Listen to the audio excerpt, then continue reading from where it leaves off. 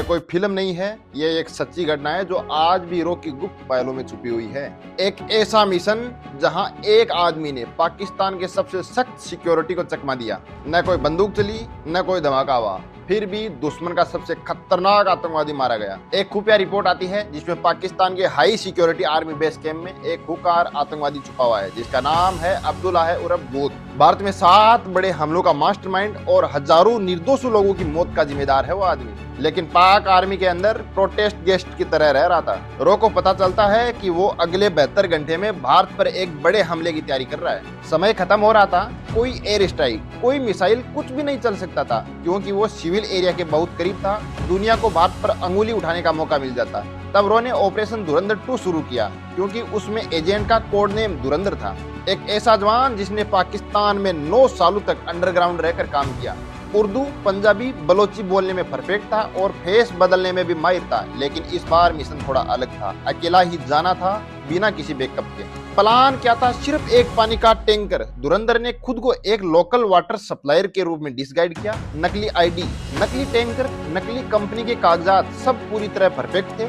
उसने रात के 2 बजे उस बेस कैंप के मुख्य गेट पर पहुंचकर कहा, साहब आज पानी की सप्लाई में दिक्कत हो गई है तो इमरजेंसी डिलीवरी कर रहा हूँ। गेट पर तैनात जवान ने सब कुछ चेक किया और सब कुछ सही मिला।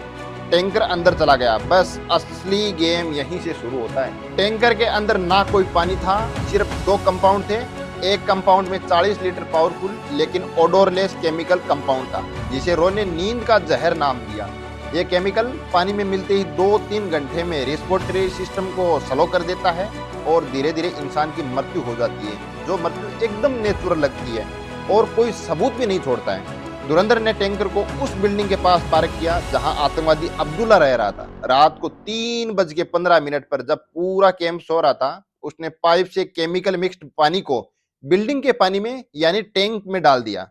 वहां पर कैमरे लगे हुए थे, लेकिन एक मिनी ईएमपी से पहले ही डिसेबल कर चुका था।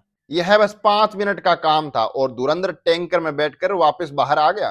गेट पर जवान ने पूछा, सब ठीक? धुरंधर मुस्कुराते हुए कहा, जी साहब सब ठीक, अल्लाह हाफिज।